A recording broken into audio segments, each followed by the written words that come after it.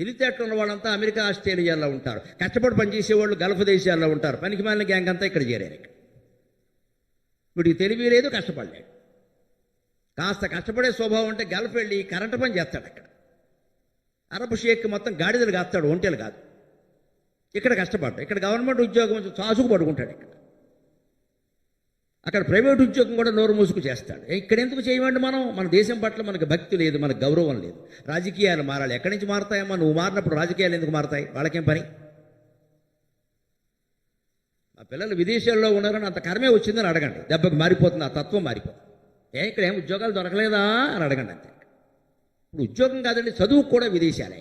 ఆ పాడు చదువులు ఎక్కడ లేవు. లేకపోతే మన పాఠశాలను మనం బాగు చేసుకోవాలి. 2.5 లక్షలు కట్టి ప్రైవేట్ స్కూల్లో చేర్పించే కంటే 2.5 నెలలకోసారి ప్రభుత్వ పాఠశాలకు వెళ్ళి అజమాయిషీ చేయండి అమ్మా, విద్య అంతా బాగుపడుతుంది. 2.5 months పేరెంట్స్ కమిటీగా ఏర్పడి ప్రతి ప్రభుత్వ పాఠశాలకి 2.5 నెలలకోసారి వెళ్ళండి, అంతే చాలు. మీరేం చేయక్కర్లా. అక్కడ అడగండి, ఊరికే మారుతుంది. మొత్తం వ్యవస్థ అంతా మారుతుంది. మనకు అది అక్కల. మనకి ఎంతసేపు ఎస్కేపిజం, తప్పించుకుంటాం. మనం తప్పించుకుందాం, పారిపోదాం, మొత్తం దేశం నాశనం. ఎవడు దేశాన్ని బాగు చేస్తాడు? ఇక్కడ ఎవరికి పట్టింది? 2.5 లక్షలైనా ఇక్కడ 1వ తరగతి కడతాం, కానీ 2.5 నెలలకోసారి ప్రభుత్వ పాఠశాలకు వెళ్ళి ఏమండి కాస్త మా పిల్లడికి చెప్పండి, ఆ మాస్టర్కి నమస్కారం పెట్టి గౌరవంగా చూద్దామని అడగరండి. మా చిన్నతనంలో ఎంత అందమైన రోజులు, మా రోజులు మళ్ళీ వస్తుంది. దసరా వస్తే మా మాస్టర్ని తీసుకుని మేము మా ఇంటికి తీసుకెళ్ళేవాళ్ళం. అయ్యవారికి చాలు 5 వరహాలు, పిల్లవాంటకు చాలు పప్పు బెల్లాలు. మా మాస్టర్కి 5 రూపాయలు ఇవ్వండి, మాకేమో పప్పు బెల్లం పెట్టండి ప్రసాదం అని కూర్చునేవాళ్ళు. మా మాస్టర్ని మేమే తీసుకెళ్ళేవాళ్ళం, బుక్క కొట్టుకుంటూ. గురువుల మీద గౌరవం. వెంటనే మా అమ్మ నాన్న బయటకు వచ్చి గురువుల కాళ్ళు కడగమని చెప్పేవారు మాకు. గురువుగారి కాళ్ళు కడగరా? పైగా బాటనీ ఒకరు, ఫిజిక్స్ ఒకరు, మ్యాథ్స్ ఒకరు, 10 మంది కాళ్ళు కడిగేవాడు.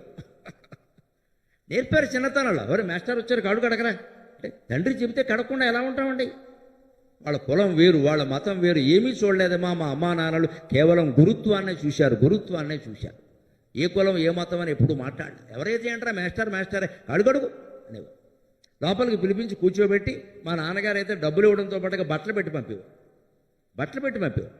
అందులో ఆడవాళ్ళు ఉంటే మా అమ్మగారు చీర పెట్టేది, కట్టుకోమ్మా అని. మాకు బాకి పాఠం చెబుతున్నారు. గవర్నమెంట్ స్కూల్లోనే చదువుకున్నామమ్మా. ఇవాళ ఇన్ని వేల మంది నా కోసం ఉన్నారమ్మా. ప్రభుత్వ పాఠశాలలో చదవబట్టే ఉన్నారు, ప్రభుత్వ కళాశాలలో చదవబట్టే ఉన్నారు. I never studied in any public school. English నాకు బాగా వచ్చి మాట్లాడగలను, బోల్డ్ మాట్లాడతా. ఇంగ్లీష్ మీడియం వాడి కంటే ఎక్కువే మాట్లాడతా. కానీ నేను వాడను ఆ భాష, నాకు అవసరం లేదు. ఈ పౌరుషం నేర్పాలి పిల్లలకి. ఇంగ్లీష్ రావడం గొప్పగా భావించేది. ఏం దరిద్రం, తెలుగు రాదా అని అడగండి, దెబ్బకు మారుతారు మనుషులు.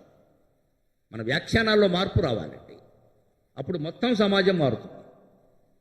దానికి ఇదే కారణం.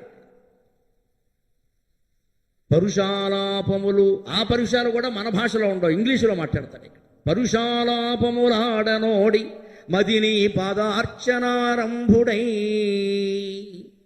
నిరసించేరికి కీడు చేయక మదిన్ నిర్ముక్త కర్ముండునై పరమానంద విషాదముల్ సమముగా భావించి వీక్షించు అపరమజ్ఞాని భవత్కృపన్ వరయు ఓ పద్మాక్ష నారాయణ అంటున్నాడు. భగవత్ ప్రేమను పొందాలి అంటే ఈ లక్షణాలు ఉండాలి. పరుషాలాపములాడనోడి, నోట్లోంచి కఠిన వాక్యాలు రాకూడదు. చాలా మృదువుగా మెత్తగా మాట్లాడాలి. కుటుంబంలో ఎప్పుడు ఖచ్చితంగా మాట్లాడాలి, కఠినంగా మాట్లాడక్కర్లేదు ఎక్కడైనా సరే. ఇలా సభల్లో మాట్లాడవలసి వస్తే ఖచ్చితంగా చెప్పాలి. అక్కడ మృదువుగా మాట్లాడితే నడవదు వ్యవహారం. ఎందుకంటే ఇన్ని వేల మంది ఉండాలి. చెప్పేది ఖచ్చితంగా చెప్పాలి, బాధలు కూడా చెప్పాలి. అలా ఖచ్చితంగా చెప్పే అలవాటు నాకు ఉండబట్టి ఇవాళ నేను ఆశ్చర్యపోతున్నానమ్మా. ఒక పెట్రోల్ బంకు దగ్గర ఆగితే ఆ బంకులో పెట్రోల్ పట్టే కుర్రాళ్ళంతా వచ్చి కాళ్ళకి దండం పెట్టి ఫోటో దిగుతున్నారమ్మా. ఏమి యోగం పట్టిందిరా అనుకున్నాను. ఏమి యోగం? వాళ్ళకి నేను తెలవడం ఏంటండి? వాళ్ళ పద్ధతి ఏమిటి? వాళ్ళ వృత్తి ఏమిటి? నేనేమిటి? పైగా నేను ప్యాంటు షర్ట్లో ఉంటే గుర్తుపడుతున్నారు. వాడు ఇలా అయితే కాదు, ప్యాంటు షర్టు. బయటికి వెడితే అలాగే ఉంటాను నేను. వీలైతే టోపీ కూడా పెట్టేస్తాను ఎవడు రాకుండా. లేకపోతే ఈ ఫోటోలు కూడా ఎక్కువ కదా ఇక్కడ. అయినా సరే గుర్తుపట్టేసి మీరు అంటున్నారు. నేనేనాయనా నా శీలాన్ని శంకించకని చెబుతున్నాను. కొంచెం ఏదో గుర్తొచ్చిందనమాట. లారీ డ్రైవర్ అండి, ఇందాక వస్తుంది లారీ ఉడుతుంది పక్కన. లారీ డ్రైవర్ గురుగారు అంటాడు. ఓరు నీళ్ళు బంగారంగా, నీకు నేను అవసరమేనా అన్న. కేవలం సగర్వంగా చెబుతున్నానమ్మా, నా కృషి వల్ల కాదండి, భగవత్ ప్రార్థన వల్ల పట్టిన యోగం ఇది, భగవత్ ప్రార్థన వల్ల పట్టిన యోగం. ఇక్కడ నా కార్యక్రమాలు ఎప్పుడూ పెట్టించేటువంటి కార్యకర్తలు ఉన్నారు, వారికి తెలుసు 10-15 ఏళ్ళుగా ఎంత కష్టపడుతున్నామో ఈ రంగంలో కొత్తదనం కోసం. కార్యకర్తలు అడిగితే ఉమ్మడి కుటుంబ వ్యవస్థ అని 4 మాటలు చెప్పేచ్చామా, సొల్లు కబుర్లు లేదు. నేను నారాయణ శతకం చెబుతానని ఎందుకంటే కనీసం కొన్ని 7-8 పద్యాలు చెప్పాలి, మంచి కవిత్వాన్ని పరిచయం చేయాలి, సాహిత్యం చెప్పాలి. నేను చెప్పే మాటలు మీ మాట ఎలా ఉన్నా నాకు ముందు ఫ్రెష్గా ఉండాలి, తాజాగా ఉండాలి, కొత్తగా ఉండాలి. నిన్న చెప్పింది ఇక్కడ వాగితే దేనికి వాగడం ఇక్కడ. ఎప్పటికప్పుడు ఆ కొత్తదనం కోసం కృషి చేస్తూ ఉన్నాం కాబట్టి వేళ అంతమందిలో గౌరవాన్ని పొందుతున్నామమ్మా. యువకులు 15 ఏళ్ల నుంచి 25 ఏళ్ల లోపు వాళ్ళు వస్తున్నారు సమాజం సభలకు ఎక్కువ. బళ్ళారిలో మొన్న ఆంజనేయ స్వామి మీద రామాంజనేయం భీమాంజనేయం అని 2 అంశాల మీద 3 రోజులు మాట్లాడితే వచ్చిన 2000 మంది జనంలో 600 మంది 15 to 40 అండి వయస్సు, 15 to 40. నేనే ఆశ్చర్యపోయాను చూసి, వీళ్ళకి నేనేం అందించగలను. 2000 మందిలో 600 మంది పైన ఉన్నారు. కార్యకర్త లెక్కటి చెప్పారు, మొత్తం యువతరం అంతా మీ వెనక. నాకు అపారమైన విశ్వాసం ఉందమ్మా, భవిష్యత్ భారతం బాగుంటుంది ఖచ్చితంగా. పిల్లల్ని ప్రోత్సహించండి, తెలుగు నేర్పండి, పురాణాలు నేర్పండి, సంస్కారం నేర్పండి. నా ప్రయత్నం నేను చేస్తున్నా ఒక వ్యక్తిగా. తల్లిదండ్రులుగా మీరు సహకరించండి, మీరు వాళ్ళని చెడగొట్టకండి దయచేసి. ఇంగ్లీషు విదేశాలు ఈ మాట రావద్దంట అసలు. మన దేశం, మన ఊరు, మన భాష, మన సంస్కృతి. మనకి ఏదైనా 4 ఇళ్ళు ఉంటే చూసుకోమని పిల్లలకి చెబుతాం కదండి. ఆస్తి ఇచ్చేటప్పుడు మనకి పొలం ఉంటే చూసుకోమని కాపాడుకోమని చెబుతాం కదా. మనకి స్థలం ఉంటే కాపాడుకోమని చెబుతాం కదా. మన భాషని సాహిత్యాన్ని కూడా కాపాడుకోమని చెప్పాలమ్మా, కాపాడుకోమని చెప్పాలి. ఈ పొలాలు, ఇళ్ళు, స్థలాలు, బంగారాలు ఉంటాయో ఉండవో తెలియదు, భాషా సాహిత్యం శాశ్వతంగా ఉంటాయి. పిల్లలకి ఇచ్చే ఆస్తులు అవే. మనం ఈ డబ్బులు కాదండి ఎంతసేపు ఇక్కడ. అవి నేర్పాలి, అవి ఆస్తులు. పొలం కాపాడుకుంటున్నాం, ఇల్లు కాపాడుకుంటున్నాం, స్థలం కాపాడుకుంటాం, భాష కూడా కాపాడుకోవాలి, సాహిత్యం కూడా కాపాడుకోవాలి, మన హిందూ ధర్మాన్ని మనం కాపాడుకోవాలి. లేకపోతే ఎక్కడి నుంచి ఉంటాయి ఇవన్నీ? ఈ పురాణాలు ఎవరు చెప్తారండి? ఆ గుర్తింపు ఉండబట్టే కదా మేము వచ్చి చెబుతున్నది. ఈ తల్లిదండ్రులు నేర్పాలి ఖచ్చితంగా. ఇదే ముందు నేర్చాలి. ముందు పరుషమైన మాటలాగిపోవాలి. మదిని నీ పాదార్చనారంభుడై భగవత్ పాదసేవ పిల్లలకి నేర్పాలి. పిల్లల్ని తొందరపెట్టి స్కూల్ బస్సు కోసం నోట్లో కుక్కేసి పంపడం కాదమ్మా. అంతకంటే 10 నిమిషాల ముందు లేపండి. 10 నిమిషాలు ఎక్కువ అక్కల. ఈ తల్లి కానీ తండ్రి కానీ పొద్దున స్నానం చేసి దేవుడి దగ్గర దీపం పట్టండి. దేవుడికి దండం పెట్టుకుంటే కానీ, బూట్లు విప్పి దేవుడికి దండం పెట్టుకుంటే కానీ బడికి వెళ్ళడానికి వీల్లేదని చెప్పండి అమ్మా. అద్భుతంగా రామచంద్రమూర్తిలా తయారవుతాడు ప్రతి అబ్బాయి తయారవుతాడు, ప్రతి అమ్మాయి తయారవుతాడు. ఆచారాలు మనం నేర్పాలి. వాడికి స్కూల్ ముఖ్యం అయిపోయిందమ్మా. వాడికి స్కూల్ ముఖ్యం, మనకి కూలీ ముఖ్యం. ఇక్కడ నాశనం అయిపోయింది జీవితం. ఇక్కడ పొద్దున్న లేవగానే దేవుడికి దండం పెట్టరు, దేవుడి దగ్గర దీపం పెట్టరు, అసలు 9 వరకు లేవరు.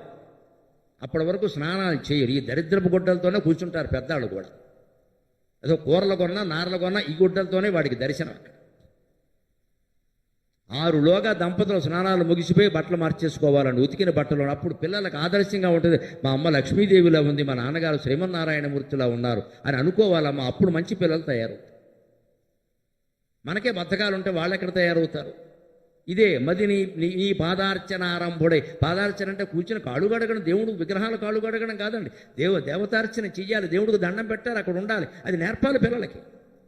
ఇప్పుడు ముక్కోటి ఏకాదశి నాడు గుళ్ళోకి వెళ్ళి ఉత్తర ద్వారం పగలగొట్టేయడం కాదమ్మా. అందరూ కలిసి ఇక్కడ ప్రతిరోజు పంపాలి. ఇక్కడ ఆ ఒక్కరోజు మాత్రం ఇంకా గుళ్ళు పగలగొట్టేదారు. విష్ణుమూర్తి కూడా భయపడిపోతాడు, వాళ్ళు పారిపోదావరా బాబు అని. మొత్తం దాడే, ఒకడి మీద ఒకడు ఎక్కేసి ఆయన నానాయాతన పడిపోతాడు. ఈ పండగ ఎందుకు వచ్చిందిరా బాబు? ఆ ఒక్కరోజు మొత్తం తిరుపతి ఖాళీ ఉండదు, ఏ గుడి ఖాళీ ఉండదు.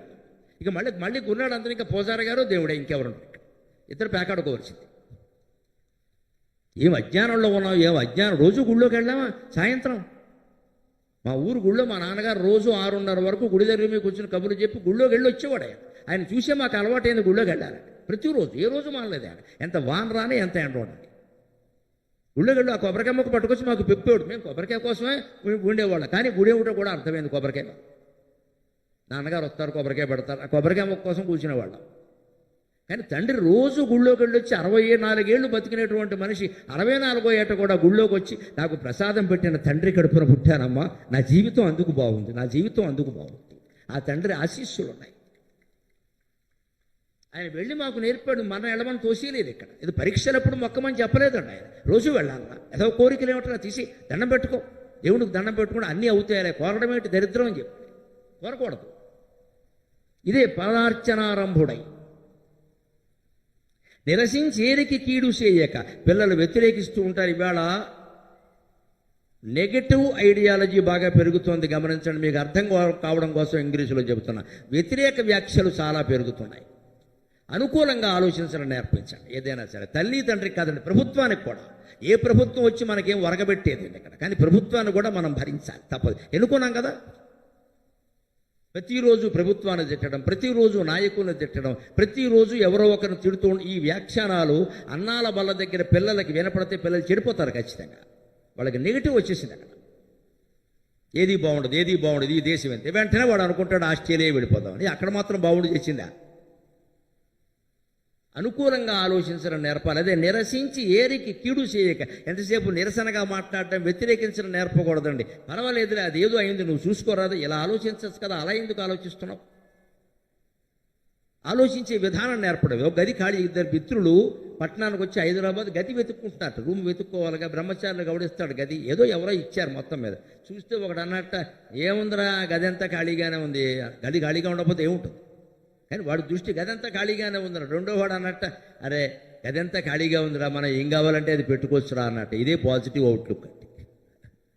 గది ఖాళీగా ఉంది, ఏముంది అనడం నెగటివ్. ఖాళీగా ఉన్న గదిలో మనం ఏం కావాలంటే అది పెట్టుకోవచ్చు కదా అనడం పాజిటివ్. ఈ అనుకూల దృక్పథాన్ని నేర్పాలని. నిరసించి ఏరికి కీడు చేయక. మదిని నిర్ముక్త కర్మ ఉండున. ఈవేళ సమాజంలో బాగా వ్యాపించింది ఏమిటంటే ప్రతిదానికి ఫలితం ఆశిస్తున్నారు, ప్రతిదానికి ఫలితం ఆశిస్తున్నారు. ఫలితం ఆశించడం నేర్పకూడదండి. భగవద్గీత సారాంశం అంతా అదే. కర్మణ్యేవాధికారస్తే మా ఫలేషు కదాచన. నీ పని మీదే నీకు అధికారం తప్ప ఫలితాన్ని ఆశించే హక్కు నీకు లేదన్నాడు భగవంతుడు. అన్ని పనులకి ఫలితాలు రావండి, అన్ని పనులకి ఫలితాలు రావు. కొన్నింటికి 10 ఏళ్ల తర్వాత వస్తాయి, కొన్నింటికి 10 నెలలకు వస్తాయి, కొన్నింటికి 10 రోజుల్లో వస్తాయి, కొన్నింటికి 10 నిమిషాల్లోనే రావచ్చు. మనం ఓపిక పట్టాలి కదా, అది నేర్పాలి ఖచ్చితంగా. నిర్ముక్త కర్మండునే. పనులు మానేయద్దు, ఫలితం మీద దృష్టి పెట్టకు. చదువుకో, హాయిగా చదువుకుంటే జ్ఞానం వస్తుంది కదా. మార్కులును డబ్బులు దేనికండి, జ్ఞానం వస్తుంది. అక్కడ ఆపేయాలి. ఉపాధ్యాయులు ఎప్పుడు మార్కుల గురించి డబ్బుల గురించి మాట్లాడదు. చదువుకోండి, జ్ఞానం వస్తుంది. జ్ఞానం వల్ల జీవితం సుఖంగా ఉంటుంది. అంతేకాదు, ఇవాళ బాగా అలవాటు చేయవలసింది ఆధునిక సమాజంలో అన్నీ ప్రమాదాలే. ప్రమోదాలు తక్కువ, ప్రమాదాలు ఎక్కువ. అందుకే ఏం చెబుతున్నాడు ఇక్కడ బమ్మెరబోతన గారు శతకంలో, పరమ ఆనంద విషాదములు సమముగా భావించి వీక్షించు. ఆనందాన్ని విషాదాన్ని సమానంగా తీసుకోవడం నేర్పాలి. ఆ విషాదంలో కూడా ఒక సౌకర్యం ఉంటుంది, అది నేర్పాలి.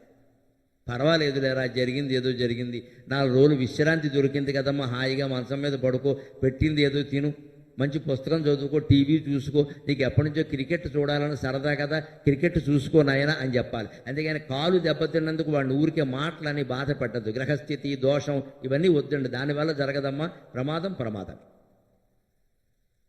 ఏదో జరిగిందమ్మా, డాక్టర్ గారు రెస్ట్ తీసుకోమని తీసుకో, బోళ్ళంతమందికి జరిగే ఏముంది దీనికి, నీకు కావలసిన క్రికెట్ మ్యాచ్ చూసుకో, కొన్ని సినిమాలు చూసుకో, అక్కడ ఉండి కూర్చో, కాలక్షేపం చేయి, ఆయన ప్రోత్సహించాలి. ఇదే ఆనందాన్ని విషాదాన్ని సమానంగా తీసుకోవడం. పరీక్ష ఫెయిల్ అవుతారు పిల్లలు, అసలు ఆ మాట గురించి మాట్లాడకూడదు, వాళ్ళ దగ్గర అస్సలు మాట్లాడకూడదు. పైగా పోతే పోయిందిరా, మళ్ళీ చదువుకో, సబ్జెక్ట్ గట్టి పడుతుందని చెప్పాలి. గట్టి పడుతుంది మళ్ళీ చదువుకో అని చెప్పాలి. ఏమంటే వీడు ఒక్కడదే పరీక్ష పోయింది, మా ఇంట్లో ఎవరిది ఇలా జరగల అని తల్లి కానీ తండ్రి కానీ అంటే ఇక మీరు పట్టుకోలేరమ్మా, వాడు సాయంత్రానికి చచ్చిపోతాడు. అయ్యాయి ఆత్మహత్యలు అక్కడే వస్తాయి. తల్లి తండ్రి కూడా వ్యతిరేకంగా మాట్లాడాక వాడు బతుకుతాడండి?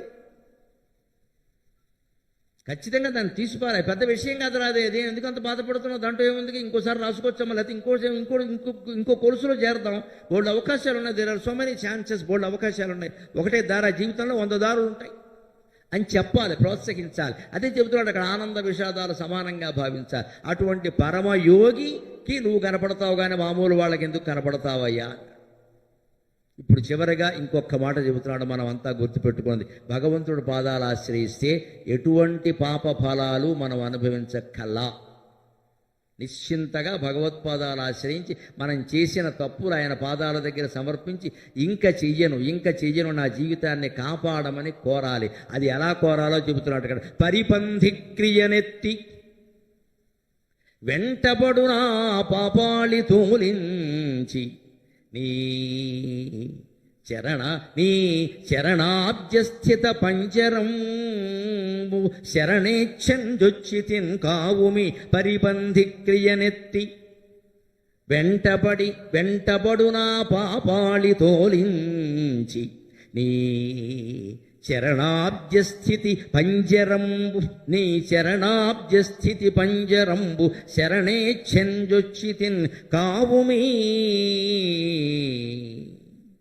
బిరుదుంజూడుము మీరు చూడగ భవద్భృత్యుండు దుఃఖంబులన్ వరయన్ మీకపకీర్తిగాదే మీరు చూడగ భవద్భృత్యుండు దుఃఖంబులన్ వరయన్ మీకపకీర్తిగాదే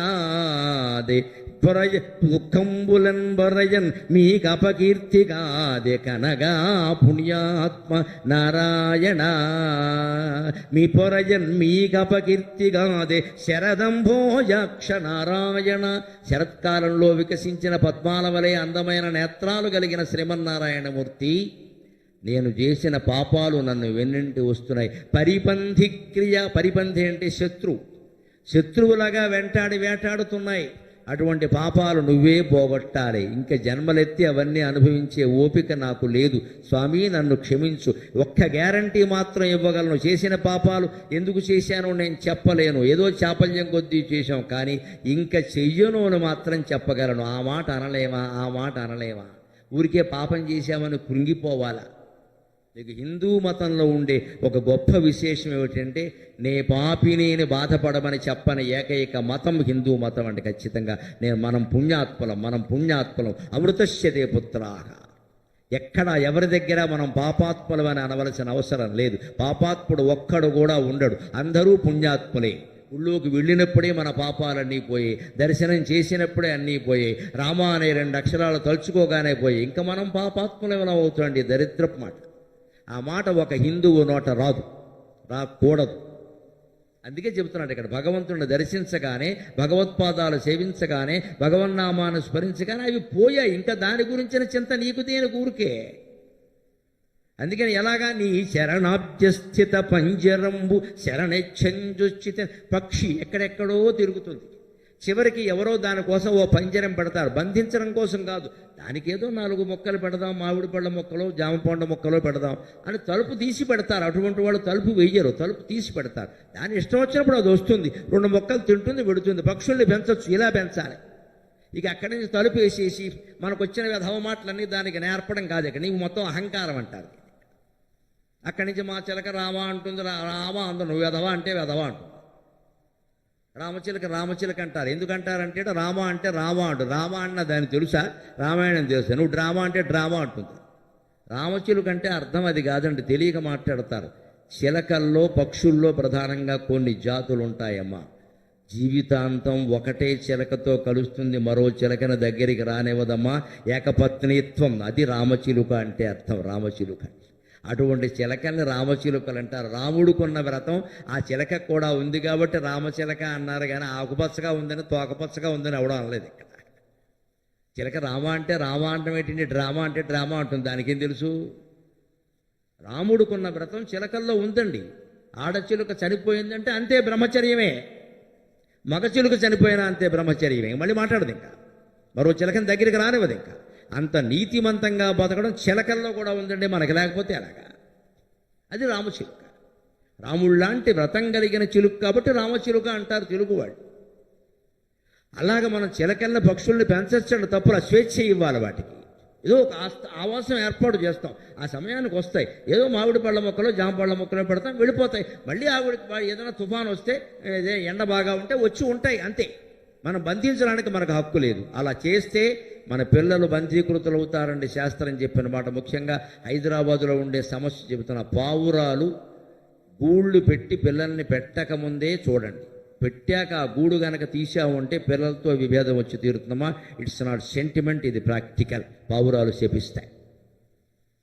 మన ఏసీ గోళ్లలో పావురాలు గూళ్ళు పెడతాయి. పెట్టకముందే జాగ్రత్త పడండి. ఎక్కడో ఒకటి పెట్టుకుంటే మనకు అనవసరం. ఒకవేళ పెట్టాయి, చచ్చినట్టు ఆ పావురాలు ఎదగడానికి 15 రోజుల్లో, నెలల్లో పడుతుంది. అంతవరకు కాపాడాల్సింది, తొయ్యకూడదండి. అది మహాపాపం. అలా చేస్తే అనుమానం ఏమీ లేదు, నెల తిరగకుండా మన పిల్లలతో మనకి విభేదాలు వచ్చి గొడవలు అయిపోతాయి. ఎందుకంటే ఆ తల్లి పిట్ట చెప్పిస్తుంది, నా పిల్లల్ని కింద పడేసాడు, వీడి పిల్లలు వీడికి దక్క. పశువులు ఇచ్చేటువంటి శాపాలు జరిగితే దాన్ని ఉస్సురంటారు, దాన్నే ఉస్సురంటారు. అమాయక ప్రాణులవి. అది ఏసీ అని అక్కడ పెట్టకూడదని దానికి ఏం తెలియదండి, దానికి ఏదో చోటు దొరికింది పెట్టి. అది సాధారణంగా పెట్టకుండా చోటు అంత కూడా అక్కల కొన్ని పెట్టనేయండి, అయిపోయినాయండి, కాస్త భరిద్దాం. 15 రోజులు మించి ఉండవండి, అక్కడ ఎగిరిపోతాయి. ఈ లోపల అది పాపం రోజు వచ్చి దాన్ని తిండేది పెట్టుకుంటుంది. నిన్నేమి స్విగ్గీ జొమాటో నుంచి తెమ్మని చెప్పలేదుగా, ఆర్డర్ పెట్టు మా పౌరానికని మనం పెట్టుకుంటాం కదా ఆర్డర్, అదేం లేదే, దాన్ని తిండి తెచ్చుకుంటాం. తల్లి కష్టపడి పెట్టుకుంటుంది, మనకేం కొంపలంటుకుపోయే, కసకోకోవా అంటే కొంపలంటుకునే. పెట్టకుండా చూసుకోవచ్చు, లేదు వాటి వల్ల రోగాలు వస్తాయంటే పెట్టకుండా చూసుకోవచ్చు, లేదు పెట్టింది. ఆ పిల్లలు ఎదిగే వరకు ఏమనడానికి వీల్లేదండి. ఎదిగి వెళ్ళిపోయాక ఆ గూడు తోసి ఇంకా లేవని నిర్ధారించుకొని 2 పెట్టెలుంటే 2 ఎగిరిపోయాక తోసి. పావురాలకు ఒక లెక్క ఏమిటో తెలుసా, నేర్చుకోవాలి నిజంగా. పావురం ఒక మహాయోగి. పిల్లలకి రెక్కలు వచ్చే వరకే పెంచుతుంది, రెక్కలు వచ్చిన తర్వాత మళ్ళీ మర్చిపోతుందమ్మా. మనం రెక్కలు వచ్చే వరకు అశ్రద్ధ చేస్తున్నాం. 10 ఏళ్ళు 15 ఏళ్ళు పిల్లల్ని హాస్టల్లో బారేస్తున్నాం. వాడికి పెళ్లి చేశాక మాత్రం మా అబ్బాయి ఏమిటో పెళ్ళయ్యాక ఫోన్ చేయడం మానేశాడని ఎవరి మీదో నేరారోపణ చేస్తున్నాం. రెండూ తప్పులే. చూపించవలసిన సమయంలో శ్రద్ధ చూపించట్లా. వాడి పెళ్లి వాడు చేసుకుని సుఖంగా ఉంటే వాడికి పొల్లెడుతున్నాం మనం. ఎక్కడ మనకు ఫోన్ చేయట్లే, మనకు ఏం చేయి, ఫోన్ చేయకపోతే నోరు మూసి కూర్చోరాదా. ఇదివరకు మనం ఎలా పెంచాం, మనకంటే దూరంగా ఉండేలా పెంచాము. ఇప్పుడు వాడెందుకు చేస్తారండి, వాడి పెళ్ళం వాడికి దొరికింది కూర్చున్నాడు ఊరుకో. వాడు సుఖంగా ఉండమే మనకు కావాలి కదా. లేదండి, మనతో మాట్లాడాలి, మనతో పాముకోవాలి, రోజు ఇక్కడ ఉండాలి. వాడు సుఖంగా ఉండడం కాదు మనకు కావాలి, మన పెత్తనం నడవాలి. ఈ కాంక్ష పెద్దాళ్ళు కూడా వదులుకోవాలి. వాడికి ఇష్టం వచ్చిన పెళ్లి వాడు చేసుకున్నాడు, వాడు సుఖంగా ఉన్నాడు కదా, ఉండని నువ్వు కల్పించుకోక, వాడు బాగానే ఉంటాడు. మనం నడవాలి. ఇక్కడ పావురాలను చూసి నేర్చుకోవాలని కష్టపడి పెంచుతాయి. నెలల్లో 15 రోజులు అయ్యేసరికి పక్షులు ఎగిరిపోతాయి. ఇంకా పిల్లలు ఎక్కడికి వెళ్ళి అయినది పట్టించుకోదండి. అది మళ్ళీ ఇంకో పిల్లని కంటుంది అంతే, లేత ముసలిదైతే ఊరుకుంటుంది. ఈ మహాయోగిత్వాన్ని పావురాల నుంచి నేర్చుకోవాలి.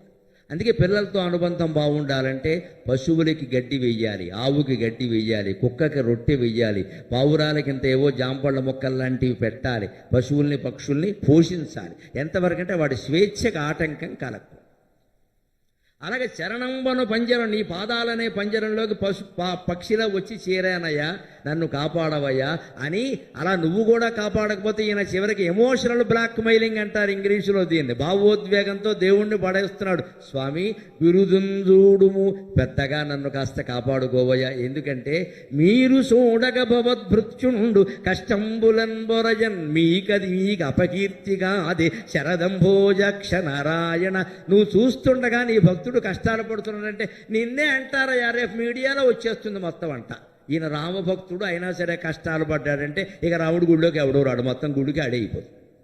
భగవంతుడు కాపాడతాడంటే మనం పూజలు చేస్తాం, గుడిలోకి ఎడతాం, కానీ కాపాడంటే చేస్తామా?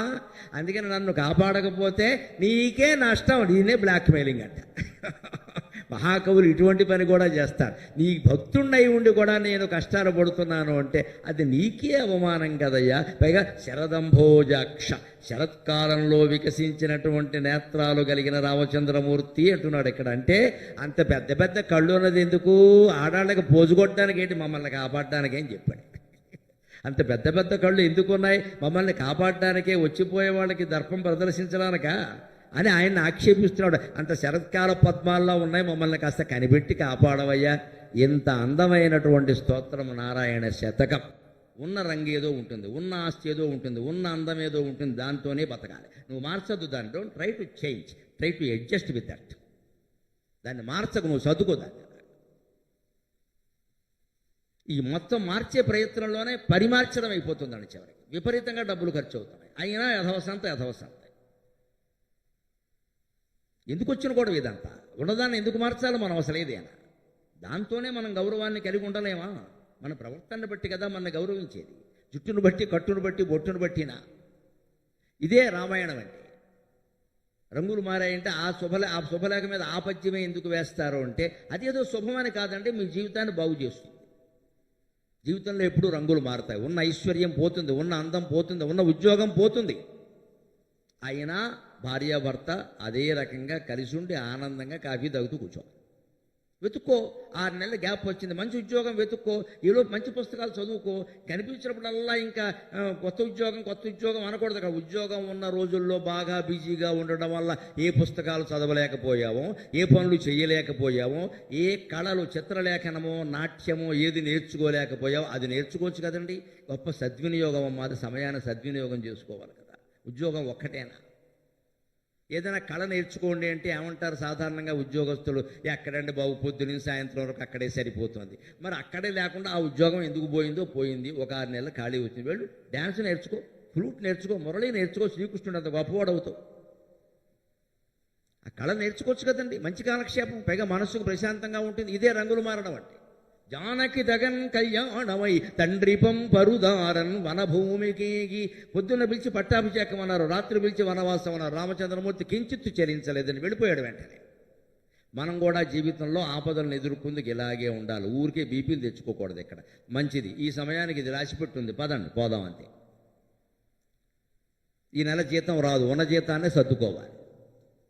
పంచాంగం చూసాం మొన్న ఉగాది నాడు. ఆదాయం 2, వ్యయం 11 ఉన్నదనుకో. ఏం చేయాలి? పెళ్ళిళ్ళకి వెళ్ళడం మానేయాలి. వెళ్ళినా కానీ చేతులు ఒప్పుకుంటూ వెళ్ళాలి, ఏం పట్టుకెళ్ళకూడదు. బాగుండదు. తర్వాత అప్పులు పాలైతే అసలే బాగుంటుంది. ఇక్కడ వాళ్ళకు 1000 రూపాయలు గిఫ్ట్ అయినా ఎవడమ్మా నీ 1000 కోసం ఎవడున్నాడు అక్కడ? కోట్లు ఖర్చు పెట్టి వాళ్ళు పెళ్లి చేసుకుంటే ఈ బోడి గిఫ్ట్ ఎవరికి కావాలి? ఇక్కడ పైగా ఎక్కడ పెడతారో తెలియదు, ఎక్కడ పారేస్తారో తెలియదు. మనం ఏదో గొప్ప ఇక్కడ. ఈ మానుకుంటే ఖర్చులు తగ్గుతాయి. అసలు వెళ్ళడమే మానేసామనుకో, ట్రావెలింగ్ ఛార్జెస్ కూడా తగ్గాయి. బస్సు ఫ్రీ ఆడాళ్ళకు ఉంది కానీ మగాళ్ళకి లేదు కదా, అందుకే అవి కూడా తగ్గాయి. ఇదే ఆదాయం 2, వ్యయం 11 అంటే చేయాల్సిన పని. దాన్నేం మార్చలేవు కదా. ఇది మార్చుకో, బుద్ధి మార్చుకో. వెంట ఖర్చులు, ఇదివరకు పెట్టిన ఖర్చులు, అనారోగ్యం ఖర్చులు మానలేము, భోజనం మానలేము. కానీ ఆడంబరాలు ఏవైతే చేశామో, పర్యటనలో, తీర్థక్షేత్రాలు, లేకపోతే పెళ్ళిళ్ళకి వెళ్ళడమో, బహుమతులు, లేదా అనవసరంగా పెద్ద పెద్ద పార్టీలు చేయడం, అవి మానేయచ్చు కదండి. ఇది మన చేతిలో ఉందా లేదా? కొత్తగా ఆదాయం సంపాదించడం నీ చేతుల్లో లేదు మిత్రమా. ఖర్చు తగ్గించుకోవడం నీ చేతుల్లో ఉంది కదా. ఎందుకు అవకాశాన్ని కోల్పోతున్నావు? ఆదాయ వ్యయాలు ఎలా ఉన్నా సరే మన జీవితాన్ని మనం రామచంద్రమూర్తి కరుణ వల్ల హాయిగా నడుపుకోవచ్చు. అడవిలో ఏదో దొరికిన కందమూల ఫలాలు తిని బతికారు కానీ వారు రాజయోగ్యమైన భోజనం కోసం వారు ప్రయత్నం చేయలేదే 14 ఏళ్ళు. అలాగే వెళ్ళి మళ్ళీ అక్కడ కష్టం వస్తే రావణాసురుడు ఒక 5 నిమిషాల్లో ఈవిడ బతుకు మారిపోయింది. ఎందుకు మారిపోయిందో గమనించిన రామాయణం నేటికి ఎందుకు వర్తిస్తుందో తెలుసా? 13 ఏళ్ళు హాయిగా గడిపిందండి అమ్మవారు. ఆ 14వ ఏట పుట్టింది పురుగులాంటి బుద్ధి. ఎదవలేడు ఒకటి తిరుగుతోంది అక్కడ పని లేక, మాయలేడి. దాని మచ్చలు బంగారం రంగులో మెరుస్తున్న లేడికి ఎక్కడైనా బంగారపు మచ్చలు ఉంటాయా? ఉండవుగా. ఆ మాత్రం తెలియదా? క్షత్రియకన్య బంగారపు రంగులో మెరుస్తున్నాయి అంతే. ఆ బంగారం మీద మోజు పడింది ఈవిడికి. మళ్ళీ పైగా రాముడు నారచీరలు కట్టుకుని, గోనె సంచులు కట్టుకుని వచ్చాడు కానీ సీతాదేవి పట్టు చీరలు కట్టుకుని 7 వారాల నగలు పెట్టుకుని వచ్చింది. మొత్తం అంతా క్యారింగ్ ఎవరంటే చెకిన్ అంతా లక్ష్మణుడు. ఆయనే మోసాడు పాపం. ఏం చేస్తాడు? ఈ పెట్టులన్నీ ఆయనే మోసాడు. ఆవిడ నగలు పెట్టుకుని వచ్చింది. ఆ నగలే కదా మూటగట్టి కింద పారేసింది. కిష్కింధలో హనుమంతుడు దొరికాయి. అన్ని నగలు ఆవిడకు ఉండగా ఆ మెరుస్తున్నది బంగారమో కాదో తెలియదు. మెరిసేదంతా బంగారం కాదు అంటారు. All the glitters is not gold అని ఇంగ్లీష్లో కూడా చెబుతారు కదా. మెరిసేదంతా బంగారం కాదని తెలుసుకోవచ్చు కదా. మాయలేడు ఒంటి మీద మచ్చలు మెరిస్తే ఈవిడికి ఎందుకండి పని లేక ఆ లేడిని తెచ్చే వరకు మొగుడు ప్రాణం తీసేసి. పైగా లక్ష్మణుడు అక్కడ ఉండి, అమ్మా నేను చెబుతున్నాను వినండి, మీకు తెలియట్లేదు, అది మాయలేడి, అది మోసం చేస్తోంది. కావాలంటే చూడండి, రాక్షసుడు ఎవరో ఈ రూపం ధరించారంటే నీకెలా తెలుసు? శాస్త్రం చెప్పాడు ఆయన. ఎప్పుడు బ్రహ్మచారి దృష్టి వేరండి, మోజులో ఉన్న వాళ్ళ దృష్టి వేరండి. విద్యార్థులు గమనించండి. మీరు ఎంబీబీఎస్ చదవండి, ఇంజనీరింగ్ చదవండి అమ్మా, నా పిల్లలుగా భావించి చెబుతున్నా. మీ చదువు పూర్తయ్యే వరకు పొరపాటును కూడా ఆడదానికి మొగాడి గురించిన ఆలోచన, మొగాడికి ఆడదాని గురించిన ఆలోచన పనికిరాదండి. అప్పుడే చదువు బాగుంటుంది. బ్రహ్మచర్యం. ఆ బ్రహ్మచర్యం పాటించారు అంటే దృష్టి సరిగ్గా పనిచేస్తుంది. మోజులో పడ్డామంటే పక్కెళ్ళిపోతుంది. లక్ష్మణుడు బ్రహ్మచర్యాన్ని పాటించాడు 14 ఏళ్ళు కూడా. సమ్యక్ దర్శనం, ఆయన దృష్టి పక్కదారి పట్టల. అందుకే మారీచుడు లేడి రూపంలో ఉన్నవాడు గడ్డి మేస్తున్నట్టు నటిస్తున్నాడు కానీ తినడం లేదు. గడ్డి పరకలు కొరుకుతున్నట్టు నటిస్తున్నాడండి. రామాయణంలో ఉంటుంది, చదువుకోండి. తినడం లేదు. ఎందుకు తెలిసే? తింటే వాడు అసలు రూపం వస్తుంది. రాక్షసులకి దేవతలకి కామరూపాలు ఉంటాయి. 4 సందర్భాల్లో బయటపడతాయి. 4 సందర్భాల్లో: 1 తినే సందర్భం, 2 నిద్రపోయే సందర్భం, 3 దాంపత్య బంధం, 4 మరణం. ఈ 4గింట్లోనూ అసలు రూపం వచ్చేస్తుంది. వాడు తిన్నాడు అనుకోండి గడ్డిని, రాక్షసుడు అయిపోతాడు, లేడు రూపం ఉండదు, ఇంకా తెలిసిపోతుంది. అందుకే వాడు తినడాలా. ఆ తినడం లేదన్న విషయాన్ని లక్ష్మణుడు గమనించాడు, సీత గమనించలా. ఎందుకు గమనించలేదండి? షాపింగ్ మాల్కి వెళ్ళినప్పుడు చూడండి ఎవరి బుద్ధి ఎలా ఉంటుందో అర్థం. షాపింగ్ మాల్కి వెళ్ళినప్పుడు మనకి ఏదైనా వస్తువులు బాగా నచ్చాయనుకోండి, దాంట్లో లోపం ఉన్నా సరే, సొట్టబడినా సరే, అది ఖరీదు ఎక్కువైనా సరే కొనే ఎందుకంటే మనకు నచ్చింది. అదే దాని మీద మోజు లేనివాడు లేదా మోజు లేని అమ్మాయి ఎలా ఆలోచిస్తారో, అది బాగానే ఉంది కానీ సరిగ్గా లేదు, అంత ఖరీదు ఉండదు, అనవసరంగా కొంటున్నామని ఆలోచిస్తారు. వాళ్ళకి సమ్యక్ దర్శనం ఉంది, మనకి మోజు కలిగింది కాబట్టి సమ్యక్ దర్శనం లేదు. ఒక నగ ఏదో మనకి నచ్చింది, జ్యువెలర్స్ నగల దుకాణానికి వెళ్ళి ఒక నగ నచ్చింది, వాళ్ళు ఏమంటారో తెలుసా? డబ్బులు పట్టుకెళ్ళలేదు మనం. వాళ్ళు ఏమంటారో తెలుసా? వాళ్ళు తెలివితేటలు వాళ్ళకు ఉంటాయి కదా, మేము వారం రోజుల్లో వస్తామండి, ఈ నగ ఇలా అట్టి పట్టిందంటే ఉండదమ్మా, మీరు డబ్బులు ఇచ్చి వెళ్ళండి. వాళ్ళ వ్యాపారం వాళ్ళది, నీకోసం ఎందుకు ఉంచుతారు? నిజానికి నువ్వు వారం రోజులు కాదమ్మా, ఏడాది తర్వాత వెళ్ళి ఆ నగ అక్కడే ఉంటుంది, వాడు అలాగే చెప్తాడు, నువ్వు కొంటావు కదా. పైగా రేపు ఏమవుతుందో తెలియదండి, మీరు 75% డబ్బులు, ₹1,00,000 నగలకి నువ్వు 75,000 ఇచ్చాక సస్తావా కొనక, ఏమవుతావు? వాడి టెక్నిక్ వాడి. అప్పుడు ఇంటికి వెళ్ళి పట్టుకొచ్చి 75,000 ఇచ్చేస్తా, అంత అవసరమా? మోజు కారణంగా చేస్తున్నాం ఈ పని. అసలు అది కొనడం మానేసి మోజు తగ్గించుకుని ఇప్పుడు ఎందుకు, తర్వాత మనం డబ్బులు ఉంటే కొనుక్కుందాం, లేదని ఇంటికి వెళ్ళిపోతే, కొనకుండా ఉంటే బోడు కలిసి వచ్చింది కదా, తర్వాత కొనుక్కోవచ్చు కదా. ప్రతి వస్తువు వెంటనే కొనడం అనేది ఒక దరిద్రమైందండి ఈ ఆధునిక సమాజంలో, దయచేసి గమనించండి. అందులో డబ్బులు బాగా అకౌంట్లో ఉన్నాక, అకౌంట్లన్నీ ఫోన్లో ఉన్నాక, మన ఎదురుగా ల్యాప్టాప్ ఉన్నాక మనం టాప్ లేపేసాం. ఇక్కడ ఆన్లైన్ నొక్కో, అంతే. ఓ నొక్కు వస్తువు వచ్చింది, ఇంకో నొక్కిచ్చావు టికెట్, ఇంకో నొచ్చావు డబ్బులు కట్టే, ఇంకో నొక్కు పేక నొక్కావు, అయిపోయింది. నీ ఇంటికి ఇంత పెద్ద ప్యాకెట్ వచ్చింది ఎలుగుబంటి. అదో కొన్నదేమో ఇంత ఫినిష్, దానికి ఎలుగుబంటి అంత ప్యాకెట్, ఇదంతా అవతల బారయ్య. ప్రతిదీ కొరియర్, ప్రతిదీ ఆన్లైన్. ఆన్లైన్లో వస్తువులు కొనకుండా ఉంటే సీతారాముల దాంపత్యాన్ని ఆనందంగా ఉంటాం. బజార్కి వెళ్ళే కొనుక్కోవాలి, అది కూడా కాగితం మీద రాసుకోవాలి. 15 రోజుల తర్వాత ఆ కోరిక అలాగే ఉంటే వెళ్ళాలి, లేకపోతే వెళ్ళద్దు. ఇదే క్రమశిక్షణ. ఇవాళ 1వ తరగతి సన్నాసి కూడా ఆన్లైన్లోనే కొంటాడు, దేనికి ఆగడు. ఎక్కడ మమ్మీ వీడు ఆర్డర్ వేస్తాడు, ఎక్కడ ఇడికి బొడ్డోడు లేదు. కానీ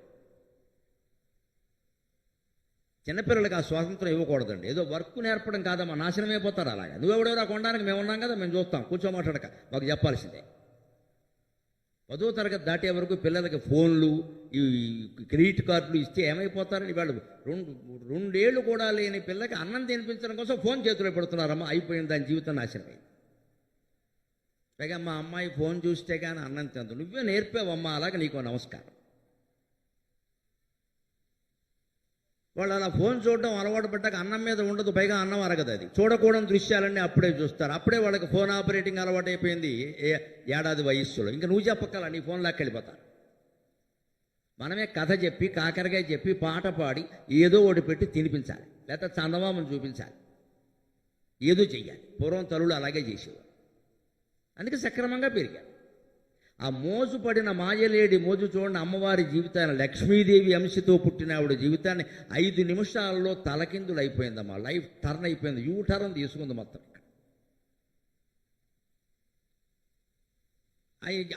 లేడు కోసం ఆయన వెళ్ళాడు, ఉన్న లక్ష్మణుని ఇవిడు పంపేసింది, నానా మాటలు అని పంపేసింది. మామూలుగా కిందకి భయంకరమైన మాటలు అన్నాయంది, అనకూడని మాటలు అన్నాయంది బ్రహ్మచారిని పట్టుకుని.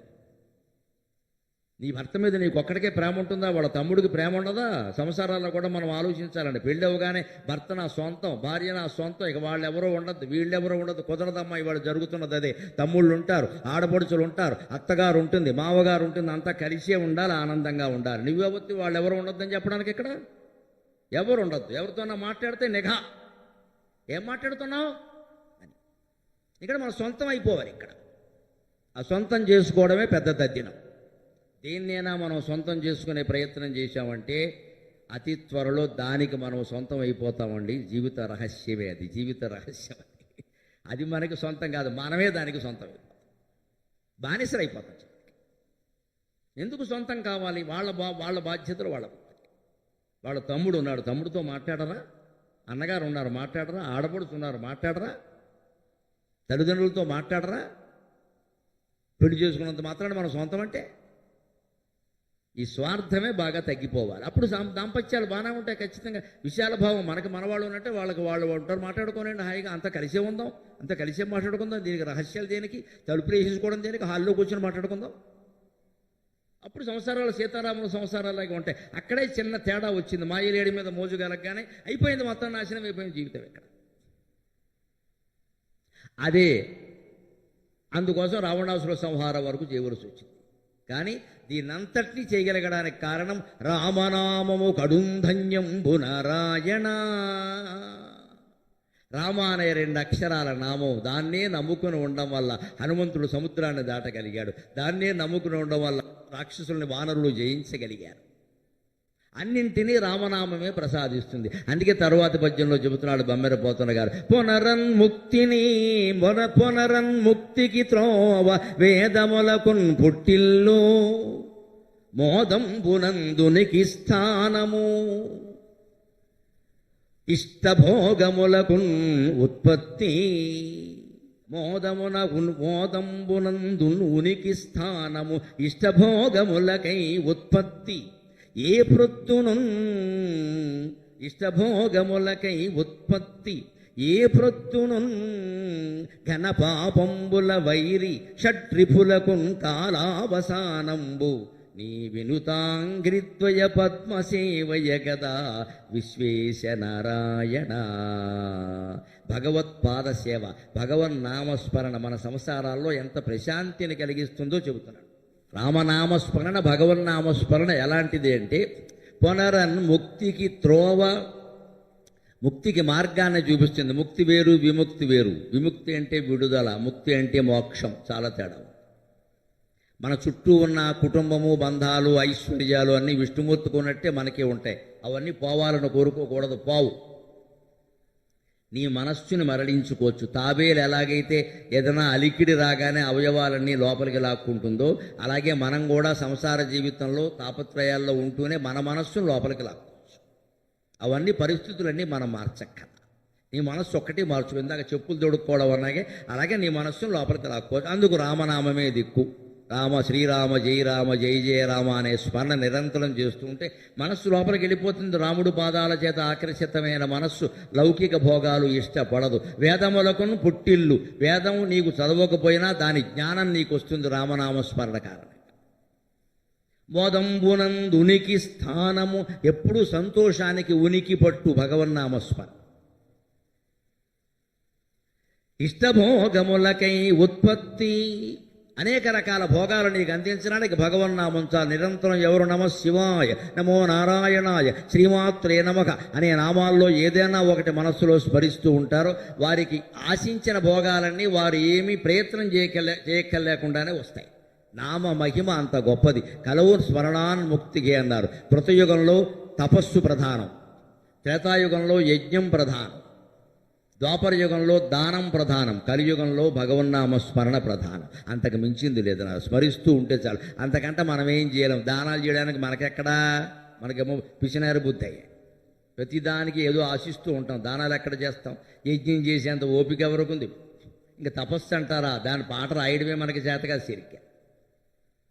అవన్నీ వదిలే. అందుకే మన బోటికాళ్ళకి ఏం చెప్పారంటే భగవన్నామాను స్మరించవయ్యా, తిరుగులేదన్న. అలాగ వేదాలకి పుట్టిల్లు, ముక్తికి త్రోవ, ఉనికి స్థానం మోదానికి, అలాగే ఉత్పత్తి. ఏ ప్రొద్దునం ఘన పాపంబుల వైరి. అనేక రకాల పాపాలు చేసి ఉండొచ్చు, పొరపాటు తప్పులు జరుగుతాయి జీవితంలో. పొరపాటు జరిగితే ఘోరాలు నేరాలు కూడా మళ్ళీ చేయకు. ఎప్పుడు వ్యాసభారతంలో వ్యాసుడు చెబుతాడు ఒక మాట, నకుర్యాం పునరతి. ఎంత తప్పు మనం చేసినా సరే నిజంగా దాని గురించి పశ్చాత్తాపడి మన పూజామందిరంలోకి వెళ్ళి అమ్మవారి పాదాల మీద చేతులు పెట్టి నకుర్యాం పునరతి, మళ్ళీ చెయ్యనమ్మా, బుద్ధి వచ్చింది మళ్ళీ చెయ్యను అంటే ఆ చేసిన పాపం కూడా అనుభవించాల్సిన అవసరం లేకుండా భగవంతుడు చేస్తాడమ్మా. అంత దయామయుడు, అంత దయామయుడు. మన పశ్చాత్తాపం సరిగ్గా ఉండాలి. ట్రూ రిపెంటెన్స్ అంటారు. ఎక్కడికి నువ్వు గుళ్ళోకి వెళ్ళక్కల్లా, తిరుపతి మొక్కక్కల్లా, గంగలో మునగక్కల్లా, నీ ఇంట్లో పూజామందిరం నీకు చాలు. నిజమైన పశ్చాత్తాపం ఉంటే అన్ని పాపాలు పరిహారం అయిపోతాయి. మళ్ళీ చేయకూడదంతే. ఎక్కడికక్కడ గంగలో మునిగేయడం, మళ్ళీ ఫ్రెష్గా పాపాలు మొదలెట్టడం కాదు. ఇక్కడ మళ్ళీ మునిగేస్తావు. ఎన్నిసార్లు మునుగుతావు ఇక్కడ పని లేక. ఓసారి మునిగామంటే మళ్ళీ వెళ్ళకూడదు అంటే మళ్ళీ పాపాలు చేస్తున్నావు అన్నమాట. పనే లేదు నీకు ఇక్కడ. మనస్సును అరికెట్టుకోగలగాలి. అందుకని షడ్రిపులకు కాలావసానంబు కామం, క్రోధం, లోభం, మోహం, మదం, మాత్సర్యం. ఈ 6 విడిగా లేవండి. ఒక కోరికే. కామం అంటే కోరిక, అదే మూలం. అది తీరకపోతే క్రోధం, అది నాకే తీరాలి అనుకోవడం లోభం, అది తీరకపోతే నేను చచ్చిపోతానడం మోహం, అది తీరింది అని గర్వించడం మదం, అది నాకు తీరకుండా ఇంకోటికి తీరింది అనుకోవడం మాత్సర్యం. వెరసి ఉన్నది ఒక్కటే కోరిక. 6 శత్రువులు లేరు. అంటే ఆ కోరికను మనం జయించగలిగితే, కోరిక లేకుండా ప్రశాంతంగా ఉన్నదేదో తిని ఉండగలిగితే హాయిగా ఉండొచ్చునండి. రామనామం ద్వారా అది సాధ్యం అవుతుంది. అది సాధ్యం. హనుమంతుడు ఆ రామనామం ద్వారానే ఏ కోరిక లేకుండా ఉండగలిగాడు. కోరికలన్నిటికీ నివారణది. అన్ని రకాల షడ్రిపులకి అది శత్రువు అవుతుంది. ఏమిటి అది? నీ వినుతాంగ్రిద్వయ పద్మసేవయ కదా విశ్వేశ నారాయణ. విశ్వానికంతటికీ ప్రభువైన ఓ శ్రీమన్నారాయణ, నీ పాదసేవ, నీ పాదపద్మ సేవ అంత గొప్పదయా. ఎందుకంటే ఆ పాదపద్మాలు సేవించి ఆ నామస్మరణ చేసి కాపాడబడిన వాళ్ళు 1 2 కాదండి, 18 మంది ఉన్నారండి లెక్క. బెమ్మెరపోతున్న గారు నారాయణ శతకంలో చెబుతున్నాడు. హరుణిన్ అద్రిజను ఆంజనేయుని, హరుణిన్ అద్రిజను ఆంజనేయుని, గుహున్ అయ్యంబరీషున్ ధ్రువున్, కరిని ప్రహ్లాదు విభీషణాక్షుని, బలిన్ ఘంటాశ్రవున్ నారదున్, కరమప్పన్ విదురున్ పరాశరసుతున్, గాంగేయునిన్ ద్రౌపదిన్, నరుని అక్రూరుని, పాయకుండును భవన్నామంబు నారాయణ. 18 మందిని చెప్పాడు ఏకంగా. హరుని శివుడు, దైవారులోకెల్లా గొప్ప దేవుడు, మహాదేవుడు, ఆదిదేవుడు.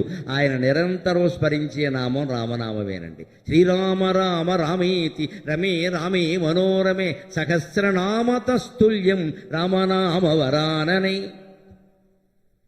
ఎప్పుడూ రామనామాన్ని స్మరిస్తారట శివుడు. పార్వతీదేవి అడిగిన మీరే దేవుడు కదండి, ఏ దేవుడిని స్మరిస్తున్నారంటే, నాకంటే గొప్ప దేవుడు భూమండలం మీద పుట్టాడు పార్వతి. ఆయన మానవుడే పుట్టి దేవుళ్ళు సైతం నమస్కారం చేయదగిన గౌరవాన్ని పొందగలిగాడు. ఆ రాముడే నాకు దైవం అన్నాడు.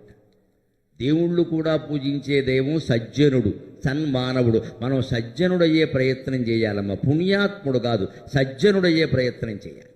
మన సౌజన్యాన్ని, మన సౌశీల్యాన్ని, మన మంచితనాన్ని, మన ధర్మాన్ని కాపాడుకుంటే దేవతలు మనకి దండం పెడతారండి. దేవతలకు మనం దండం పెట్టక్కల. రాముడే ఉదాహరణ. రాముడికి శివుడు దండం పెట్టాడు. నేను నిరంతరం రామనామం స్మరిస్తాను. పార్వతి కూడా ఆ రోజు నుంచి అదే మొదలెట్టు. హరుణిన్ అద్రిజను, కొండకు పుట్టినటువంటి పార్వతి. ఆంజనేయుని అందరికీ తెలుసున్నది. గుహుడు నిరంతర నామస్మరణ. గుహుణ్ణి కాపాడింది రామాయణంలో పెద్ద పాత్ర చేసింది. లేకపోతే ఆయన ఒక ఆటవికుడు, కేవలం నావ నడుపుకుంటాడు. ఆయన ఎంత ముఖ్యుడైపోయాడు. ఆయన వర్గం ఏమిటి, ఆయన కులం ఏమిటి, రామాయణంలో ఆయన పాత్ర ఏమిటంటే రామచంద్రమూర్తి ఆయన కౌగిలించుకున్నాడు. నువ్వు నాతో సమానం అన్నాడు. నువ్వు నుంచునుండగా నేను కూర్చోకూడదన్నాడు రాముడు. ఆయన గుహుణ్ణి అంత గౌరవించాడు. అంబరీషుడు భగవన్నామస్మరణ కారణంగానే దుర్వాసుడు ప్రకటించినటువంటి కృత్య అనే రాక్షసు నుంచి తప్పించుకోగలిగాడు. ధ్రువుడు 6 ఏళ్ల పిల్లాడు. ఇంత చేస్తే భగవత్ స్మరణ కారణంగానే సవతి తల్లి ప్రేమను పొందడం కాదమ్మా, ధ్రువ నక్షత్రంగా మారి శాశ్వతంగా ఉండిపోగలిగాడు. ధ్రువస్థానాన్ని పొంది లక్షల ఏళ్ళు ఉండిపోగలిగాడు. కరి గజేంద్ర మోక్షం కథ అందరికీ తెలుసున్నదే. కరిని కాపాడింది భగవన్నామమే, భగవంతుని యందు ఆర్తి. ప్రహ్లాదుని కాపాడింది నారాయణ మంత్రమే. విభీషణాక్షుని రాజ్యం వచ్చినా కానీ విభీషణుడు రావణుల్లా ప్రవర్తించలా, భగవద్భక్తుల్లా ప్రవర్తించాడు. అలా విభీషణుణ్ణి కాపాడింది అదే. బలిచక్రవర్తిని పాతాళానికి అధిపతం చేసింది, దాతల్లో గొప్పవాణ్ణి చేసింది భగవన్నామమే. అంతేకాదు ఘంటాశ్రవుడు, ఇదో విచిత్రమైన కథ. హరివంశంలో ఉంటుంది ఈ కథ. ఘంటా కర్ణుడు అంటారు. కర్ణుడు అనే మాట ఇక్కడ ఛందస్సులో పట్టదు కాబట్టి ఘంటాశ్రవుడు అని రాశారు ఈ శతకం. ఆయన ఒక భక్తుడు, ఆయన ఆటవికుడు, ఎప్పుడూ అడవుల్లో ఉంటాడు. శ్రీకృష్ణుడికి చూశాడు ఆయన. ఆ రాక్షసుడు ఎలా ఉండేవాడంటే చెవులకి గంటలు కట్టుకునేవాట. గణ గణ గణ గణ మోగుతూ ఉండేవాడు. శ్రీకృష్ణుడు ఆయన్ని కలిసి, ఏమిటి ఇలా గంటలు కట్టుకున్నావంటే, నాకు భగవన్నామం తప్ప మరి ఏమీ వినపడకూడదని చెవులకు గంటలు కట్టుకున్నాను అన్నట్టు. ఘంటాకర్ణుడు అంట. మన చెవుల దగ్గర గంటలు మోగుతుంటే గంటల శబ్దమే వినపడుతుంది కదా, వేరే ఏం వినపడవు కదా. అనవసరపు మాటలన్నీ వస్తూ ఉంటాయి. ఆ మాటలు నాకు వినపడకుండా చెవులకు గంటలు కట్టుకున్నా మనం కూడా చెయ్యాలి. ఎప్పుడు భగవన్నామాన్ని వినాలి. మంచి సంగీతంలో అన్నమాచార్య కీర్తనలు బాలమురళి గారు పాడినవి, ఎంఎస్ సుబ్బలక్ష్మి గారు పాడినవి, గరిమెళ్ళ వారు పాడినవి, అటువంటి పాటలు వినాలి. అనవసరం ఏమైనా వినపడుతున్నాయి అంటే చెవుల్లో దూదులు ఇట్టుకోవాలి వినపడకుండా. ఇవన్నీ వినపడితే ఏమవుతుంది, ఊరికి ఫోన్కి ఎలుక్కుంటూ కూర్చోకూడదు. ఇక్కడ వచ్చిన ప్రతి వాట్సాప్, ప్రతి ఫేస్బుక్ మనం చూడాల్సిన పనేం లేదు. ఇక్కడ ఎవడని చూసినా మొత్తం రోడ్డు మీద కూడా కెలకడమే, రోడ్డు దాటుతూ కూడా కెలుకుతున్నారు. యమధర్మరాజు వచ్చి జీవితాన్ని కెలికెత్తాడు. ఇక్కడ రోడ్డు దాటుతూ కూడా ఫోన్ కెలకడమే. అంటే ఆ నిమిషంలో ఏదో అయిపోతుంది. ట్రాఫిక్ సిగ్నల్ ఉంటే అక్కడ చూసిన ఫోన్ కెలుగుతున్నాడు. ఇప్పుడు ఒక్క నిమిషంలోనే పంపులు అంటుకుపోతాయా? పైగా ఎండ కనపడదు, అయినా సరే ఇలా పెట్టేసుకుని ఎంత కష్టపడతాడో. కళ్ళు పోతాయి. ఘంటాకరుణ నుంచి మనం నేర్చుకోవాలి. ఏమిటి? చెవులకు గంటలు కట్టుకున్నట్ట భగవన్నామం తప్పితే ఇంకేం వినపడద్దు నాకని. దాన్ని చూసి కృష్ణుడు అప్పటి వరకు మారువేషంలో ఉన్నాడు. ఆయన పుత్రుడు లేక పుత్రుల కోసం శివుడి గురించి తపస్సు చేద్దామని బదరికావనానికి వెళ్ళాడు. అప్పుడు ఈ ఘంటాకర్ణుడు కనబడ్డాడు.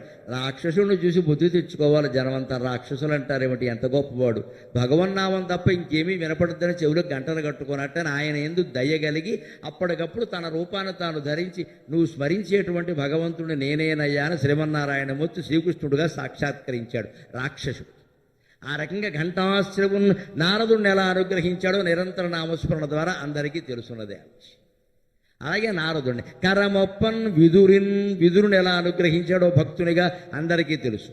పరాశరసుతున్ పరాశర మహర్షి కుమారుడైన వ్యాసుడి చేత భారత భాగవతాలన్నీ రాయించింది, 18 పురాణాలు రాయించింది, వేదాలు విభజింపజేసింది శ్రీమన్నారాయణమూర్తి కదండి. నారాయణమూర్తి యొక్క అంశయే వేదవ్యాసుడు. శివుని యొక్క అంశయే శంకరాచార్య స్వామి అంటారు. విష్ణువు యొక్క అంశయే వేదవ్యాసుడు. అందుకని వేదవ్యాసుడిని అనుగ్రహించాడు. గాంగేయుని భీష్ముడిని ఎలా అనుగ్రహించాడో అందరికీ తెలుసు. కేవలం ఒక్క పిలుపు మాత్రం చేతనే దుశ్శాసనుడు చేసేటువంటి అవమానాన్ని నుంచి ద్రౌపదీదేవిని కాపాడాడు. నరుని అక్రూరుని అర్జునుని యుద్ధంలో గెలిపించేలా చేసింది శ్రీకృష్ణుడే కదా, లేకపోతే ఈయన గెలవగలడా? అక్రూర వరద గోవిందా, ప్రహ్లాద వరద గోవిందా అంటారు భజన చేస్తే. అక్రూరుణ్ణి నిజంగానే అక్రూరుడుగా సౌమ్యంగా మార్చింది కూడా శ్రీకృష్ణుడే. అంతమందిని కాపాడింది నీ నామమే కదయ్యా. నరుణక్రూరుని బాయకుండును భవన్నామంబు నారాయణ. అటువంటి నామం, అటువంటి రూపం మన మనస్సులోంచి కదలకుండా ఉండాలి. అందుకోసం బెమ్మరిపోతున్న గారు ఏం చెబుతున్నారంటే, ఎక్కడ నువ్వు భక్తుల మనస్సుల్లో ఆనందంగా నటించావో అలాగే నా మనస్సులో నటించవయ్యా అంటున్నాడు ఆయన. వరకాళింది తరంగడోలి కలలో వైకుంఠధామమ్ములో వెరవప్పంగ నయోధ్యలో మధురలో వ్రేపల్లెలో ద్వారకాపురిలో నాడెడు భంగి నా మనములో భూరి ప్రసన్నానంబురుగం వప్పగనాడుచుండుము సీతాంభోజాక్ష నారాయణ. సీత అంభోజాక్ష, తెల్ల తామర పువ్వుల కంటి నేత్రాలు కలిగిన ఓ శ్రీమన్నారాయణ, నువ్వు వాళ్ళందరినీ కాపాడావు కదా, అలాగే నన్ను కాపాడవయ్యా అని మనం ప్రార్థన చేయాలి. ఎక్కడెక్కడ భగవంతుడు విహరించాడండి. వరకాళింది తరంగడోలికలలో. కాళింది అంటే నల్లని నది, యమునా నది. గంగా నది తెల్లగా ఉంటుంది, యమునా నది నల్లగా ఉంటుంది. ఆ నీళ్ల రంగులో తేడా, రెండూ పవిత్రమైనవే. గంగా నదీ తీరంలో రామచంద్రమూర్తి విహరించాడు, ఋషులందరూ విహరించారు. యమునా నదీ తీరంలో దేవాది దేవుడు శ్రీకృష్ణ పరమాత్మ విహరించాడు. ఆ యమునా నది ఎంత పుణ్యం చేసుకుంది నిజంగా. గర తారవర కాళింది తరంగడోలికలలో. యమునా నదీ తరంగాల మీద నువ్వు నాట్యం చేసేవే. యమునా వీసి మృదంగ వద్యములు మ్రోయన్. ఆ యమునా నదిలోనే పక్కన ఒక చెరువు ఉందట, ఆ చెరువు పేరే కాళింది అంటారు. అక్కడ కాళీయుడి మీద నాట్యం చేశారు కదా. యమునా వీచి మృదంగ మద్యములు మ్రోయన్ తీర గోపౌఘ హర్షమనోజ్ఞధ్వనితంబు గేయముగా చెంచత్కాళియ వ్యాళ భోగ మహారంగతలంబునన్ పటుగతిన్ కంజాక్షు నిర్మర్దనాట్యము హృదయాద్భుత భీమమై బరగ దివ్యశ్రేణి సూచన్ దివిన్. అని కాళీయుని మీద నాట్యం చేశాడే. ఆ రకంగా కాళింది తరంగాలు ఎంత పుణ్యం చేసుకున్నాయో అలాగే నా మనస్సులో ఆడవయ్యా వైకుంఠధామంలో ఉన్నట్టుగా ఇంకా మనకి పుణ్యక్షేత్రాలు వెర్రవొప్పంగా అయోధ్యలో. ఇవాళ నిన్నటి రోజు శ్రీరామనవమి కాదమ్మా, మొన్నటి రోజు అంతకుముందు రోజు కూడా అయోధ్యలో రోజుకి 1,00,000 మంది భక్తులు తగ్గడం లేదు ఇవాళ అయోధ్యలో బాలరామ ప్రాణ ప్రతిష్ఠ కారణంగా. ఇక ముందు మనం తప్పనిసరిగా చూడవలసిన పుణ్యక్షేత్రాల్లో అయోధ్య ఒకటిగా మారింది. మనం అందరం సంతోషించాలి. ఎప్పుడు వీలైతే అప్పుడు వెళ్ళి దర్శనం చేసుకోవాలి. పైగా నిన్న అక్కడ అద్భుతమైనటువంటి ఏర్పాటు చేశారు. శాస్త్రీయ విజ్ఞానం అంతా ఉపయోగించి సరిగ్గా శ్రీరామనవమి నాడు మధ్యాహ్నం 12 గంటలకి రామచంద్రమూర్తి యొక్క నుదుటి మీద సూర్యకాంతి నామం రూపంలో పడేలా సూర్య తిలకం వచ్చేలా ఏర్పాటు చేశారు. ఎంత అద్భుతమైన దర్శనం. అలాగే అయోధ్య ఒక పుణ్యక్షేత్రమైంది. మధుర ఒక పుణ్యక్షేత్రం. ద్వారకా మధుర వేపల్లెలోనూ భగవంతుడు ఆడుకున్నాడు. ద్వారకాపురిలో విహరించాడు ఆయన. ఆ రకంగా ఆడెడు భంగి నా మనములో భూరి ప్రసన్నానంబురుగం బొప్పగా ప్రసన్నమైన పద్మం లాంటి నీ ముఖం వికసిస్తూ ఉండగా నా మనస్సులో ప్రవేశించవయ్యా, నా మనస్సులో ఆడుకోవయ్యా శితాంభోజాక్ష నారాయణ. అప్పుడు వెంటనే తర్వాత పద్యంలో చెబుతున్నాడు, మన మనస్సులో భగవంతుడు విహరించాలంటే మనం ఎలా ఉండాలో తెలుసా? పరుషాలాపములాడనోడి. ముందు నేర్చుకోవలసింది అది. కఠినమైన వాక్యాలు పరుషంగా మాట్లాడడం మానేయాలి. ఇవాళ చాలామంది భాష ఇళ్లల్లో కూడా విచిత్రంగా ఉంటుంది. పూర్వం ఎవరైనా పెద్దవాళ్ళు ఉంటే సవరించేవారు. మన కర్మ కొద్దీ వాళ్ళ పెద్దవాళ్ళు ఇంట్లో లేకుండా పోయారు. వాళ్ళు చెప్పిన వినేవాళ్ళు లేడు. పైగా చావుగాలానికి లావు దుఃఖం అని 70 ఏళ్ళ ఆవిడ మనవరాల కోసం ఇంగ్లీష్ నేర్చుకుంటోంది. దీన్నే చావుగాలానికి లావు దుఃఖం అంట. దయచేసి అందరికీ నమస్కారం కూతురు ఇంట్లో యువకులు తల్లిదండ్రులు ఏం చేయండి అంటే, మా అమ్మగారిని ఇంగ్లీష్ నేర్చుకోమని కోరకండి, మా మనవరాలకి తెలుగు నేర్పి ఆవిడతో మాట్లాడమని చెప్పండి. తెలుగు రాకపోతే నీతో మా అమ్మ మాట్లాడదని చెప్పండి అమ్మా, అది సంస్కారం. మా పిల్లలకి ఇంగ్లీషు తప్పితే రాదు, ఈ ప్రియులు లేరని ఇంగ్లీష్ అని యథవమూతి మాట్లాడతాను. నీ పిల్లలకి ఇంగ్లీషు రాదు తప్పితే ఏమి రాదని చెప్పడానికి సిగ్గు లేదా? తెలుగునాట పుట్టలేదా? మనం ఇంగ్లీషు రావడాన్ని గౌరవంగా ఎలా భావిస్తామండి? తెలుగు రాదని గర్వంగా ఎందుకు చెబుతామండి? ఎవరన్నా మా పిల్లలకి తెలుగు రాదంటే అంత కర్మే వచ్చిందని మాట్లాడండి. వెంటనే పడిపోవాలి రేవంతే ఇక్కడ. అప్పుడు ఇంకా ఆ వ్యాఖ్యానాలు మారిపోతాయండి. ఇక్కడ మా పిల్లలు విదేశాల్లో ఉన్నారని ఎవరన్నా అంటే, ఇక్కడ ఏం దొరకలేదా, గతి లేదా అని అడగండి. అప్పుడు విదేశాలు అంటే అయిపోతుంది. మావాడు కూడా ట్రై చేస్తున్నాడు. వద్దమ్మా, ఇది ట్రై అక్కల. ఇప్పటికే నాశనమైన దేశం ఇక్కడ. మొత్తం మేధావుల వలస.